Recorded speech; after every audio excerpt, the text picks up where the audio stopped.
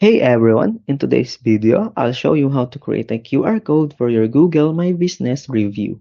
Let's get started. Step 1. Go to your Google My Business account on your browser. If you don't have one, make sure to set it up for your business. Step 2. Next, go to the home section and you'll see the Get More Review button. Click on it and get your unique review link. Step 3. Click on Share Review form and copy the link provided. This is the link you want to use for your QR code.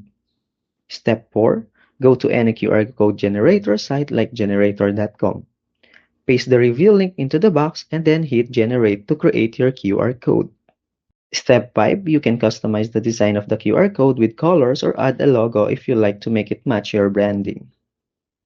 Once you're happy with it, click Download to save the QR code. Step 6. Once you're happy with it, click Download to save the QR code. And that's it. Now you have a QR code for your Google My Business review, making it easier than ever for customers to share their feedback. If this video helped, don't forget to like and subscribe to How to Tutor for more quick guides. See you next time!